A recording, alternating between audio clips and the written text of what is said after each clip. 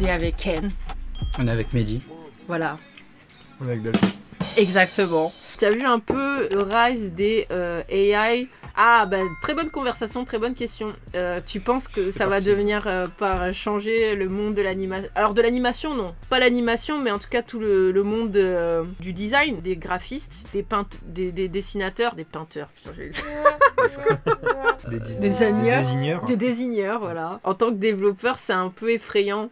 Pour les développeurs, je pense pas que ce soit un problème pour les développeurs, c'est vraiment un problème pour les artistes tout court, en fait. Bah ouais. Moi je pense que ça dépend comment c'est traité. En fait, s'il y a de l'éthique qui est mis très tôt dedans, ça peut devenir un outil intéressant. Mais si c'est pas, s'il n'y a pas d'éthique, ça va partir en vrille. Mais globalement, voilà, on peut s'imaginer un monde où demain il y a des règles législatives qui font que tu peux pas utiliser n'importe quel type d'art. Et du coup, des artistes peuvent faire appel à des services d'IA pour produire du content à base de leur art, tu vois. Ça peut être une bonne idée, tu vois. Du coup, t'as pas le temps de faire des commissions. Bah, tu peux demander à l'IA de le faire pour toi. Et bon, ça coûtera beaucoup moins cher qu'une commission, mais ça peut être un moyen de rémunérer les artistes en ayant une pièce de leur truc qui soit originale, quoi. Donc, ça peut être une idée. Les IA sont... pour moi, c'est un problème dans le sens où on pourra pas le contourner, le truc, ça va continuer à évoluer avec ou sans nous, donc on va être obligé de s'adapter, quoi, en fait. Bah du coup, il y a déjà, en fait, commence à avoir des règles. Ah ouais, des règles, c'est vrai. Ouais. Voilà, je voulais vous montrer ça parce que du coup, ça, par contre, j'avoue, les animations d'IA, ça me file un peu la gerbe à chaque fois. C'est flippant, mais il y a un truc intéressant, tu vois. Et franchement, je me casserai pas le cul à animer image par image, tu vois, ce genre de truc. Donc pour ça, c'est un peu intéressant. Après, ils vont associer ça avec des bases 3D, avec tout ça, enfin ça va venir juste s'associer avec la 3D et la motion capture et tout, ça va faire des dingueries, je pense. C'est ça, mais faut juste que ce soit bien réglementé. Ça, tu peux compter sur on va dire sur l'économie actuelle pour que ça. Oui, c'est ça. Je pense que si ça rapporte de l'argent, ça va être réglementé rien du tout, quoi. Ouais. Ou mais alors dans le sens de ceux qui veulent, quoi. Voilà, bah en fait, du coup, je suis sur ArtStation. Et j'ai reçu un mail justement la semaine dernière, je crois, pour traiter de ce problème-là, parce que du coup, je sais pas si vous savez. Donc là, on est en train de parler des fameuses applications là qui ont émergé il y a même pas un mois, hein, c'est très récent. Où vous mettez en fait, vous uploadez 8 photos de votre tête, et puis ça va produire des portraits dessinés de ouf de vous. Ça, c'est fait par AI, donc c'est une intelligence artificielle, donc c'est pas fait par des dessinateurs. Mais est-ce que vous saviez que pour produire ces dessins, vous saviez qu'en fait ils ont volé mais des milliers et des millions de peintures de gens qui sont déjà de vrais artistes, qui ont une vraie patte artistique, et ils ont volé en fait leurs dessins. En fait, avec cette base de données, du coup, l'ordinateur peut reproduire la même patte artistique que ces artistes. Donc c'est du vol. C'est pas...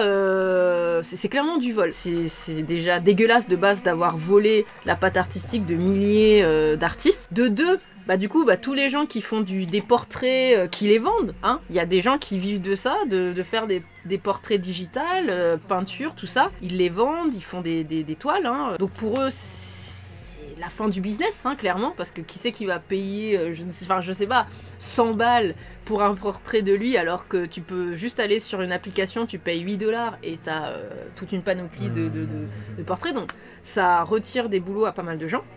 En fait, la base, c'est que ça a été volé, en fait. Donc du coup, ArtStation, ils ne peuvent pas en fait arrêter toutes ces compagnies de AI de voler. Ouais. Donc ça déjà, ça m'a fait beaucoup de mal d'apprendre qu'ils peuvent pas l'arrêter. Parce qu'en fait, c'est un flou juridique, c'est ça le problème. Voilà. Et bah du coup, ils demandent en fait à nous, artistes, à chaque post qu'on veut pas se faire piquer, de faire un hashtag NoAI. Ouais. Mais je sais pas si ça marche vraiment au final, parce que... ils ont dit que ça marchait en tant que copyright. Ouais. Du coup, automatiquement, je sais pas, sur le lien, on va dire, informatiquement, ça stoppe les AI de voler. Je pense que c'est un move politique de leur part. Ouais. En vrai, je vais te dire, complètement 100% d'accord avec toi, je pense que j'ai aucun point de divergence, mais je me permets de faire l'avocat du diable, en tout cas d'exposer les arguments des... Avocat du diable. Des gens qui sont pro-AI, tu vois, on dit des tech bros, tu vois. Eux, en fait, ça peut se comprendre aussi d'un certain point de vue, même si je suis pas très fan avec ce point de vue-là.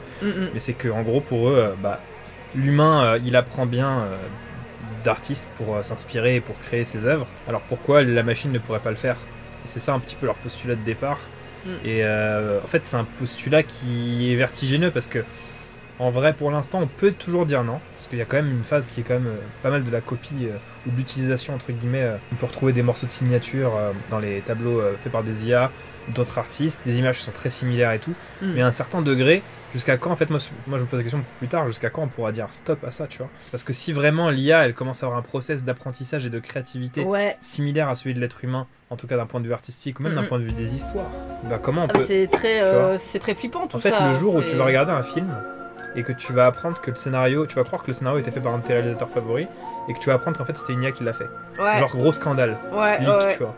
Comment tu vas réagir? Ça remet tout en question. C'est ça. C'est pour ça que j'espère qu'ils se penchent sur la question et ils essayent de réglementer tout ça, mais c'est vrai que ça part très flippant. En fait, c'est ça. Comme là, le clip que je vous ai montré, c'est vrai qu'il est très dur. Hein. C'était pas le plus facile. C'est une vision de l'enfer. Hein. Voilà.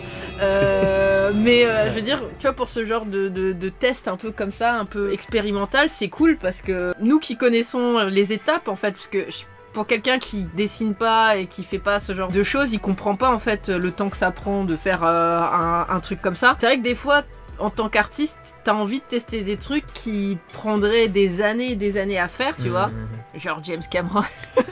Alors que tu vois, avec un AI, bah tu vois, ça va beaucoup plus vite, tu mets ton truc et puis tu vois un peu ce que ça donne. Et puis bon, bah c'est un nouvel outil, tu vois ce que je veux dire. Mais c'est comme toute nouvelle technologie qui a un peu beaucoup trop de puissance d'un coup, c'est difficile à gérer. Donc je suis pas contre à 100%, mais pour ce qui en est maintenant, je suis complètement contre parce que vraiment, ça ne respecte pas les artistes, ça vole des métiers. En plus, j'ai vu certaines personnes, ça fonctionne bien les portraits, mais pour pas mal de gens, c'est vraiment très moche. Ah ouais, ça fait des yeux horribles et tout. Donc, le problème, c'est les mains aussi. Les mains, ça te fait des mains à 6, 7 doigts. Ouais, c'est ça. Mais ça, je pense que ça va changer rapidement. Ça fait peur, ouais. Moi, je me souviens d'une époque, je pense qu'on a tous connu en école d'animation, où on disait, ouais, l'animation, ça se fait pas en appuyant sur un bouton. Ouais. Tu vois, tout le monde disait ça et tout. Et puis maintenant, je me dis que putain, en fait. De plus en le plus, monde a tellement changé. Moi, ça m'a fait bugger. Ouais. C'est quand j'ai vu sous le post d'un pote qui a fait de l'animation, qui a bossé sur un animé. C'est Benjamin Faure qui a bossé sur Chainsaw Man, comme ça je le crédite. En gros, il y avait quelqu'un qui a mis en dessous #human art. Et je me suis dit putain, mais quand est-ce qu'on est arrivé à mettre ça? Oui, c'est ça. C'est quoi la dinguerie qui s'est passée en genre 2 ans, quoi? Mais c'est ça. Tu vois, c'est exactement ce que je me suis dit en recevant le mail de ArtStation. C'est toi, artiste, à chaque fois tu dois marquer No AI. Ouais. C'est fou ça, c'est incroyable. C'est l'AI qui doit dire je suis un art AI, c'est pas nous artistes de dire tout ce que j'ai fait était fait à la main et c'est pas AI, c'est ça qui est fou quoi. Bah à la tienne Daisuke. Oh, le Titanic qui coule, bah oui les AI nous volent nos métiers. Moi ça va encore pour le moment.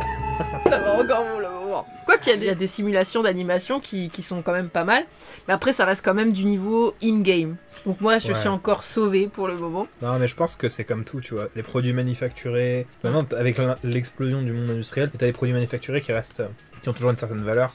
Ouais. Pareil pour l'animation, tu vois, l'animation 2D aurait complètement pu disparaître avec la 3D. Ça a failli plus ou moins arriver, hein, à l'époque où Disney a complètement supprimé la 2D, la section 2D, leur section 2D qui était ouf. Voilà. Ouais. Oui, mais du coup, ça s'est relancé sous d'autres formes, tu vois. Ouais. Donc en vrai, moi, je suis pas pessimiste. Enfin, la machine, ça sera la machine et l'être humain, ça sera l'être humain. Ça restera une performance de faire de l'animation et ça passionnera des êtres humains de consommer des choses faites par des êtres humains tout le temps, mais bon, peut-être en moins grand nombre, pardon. Petite question pour Ken, sur quel projet d'animé tu as travaillé cette année? Jojo, My Hero Academia. Bon, allez, dis-nous sur quoi tu as bossé, Ken. J'ai bossé pendant 1 an sur Slam Dunk.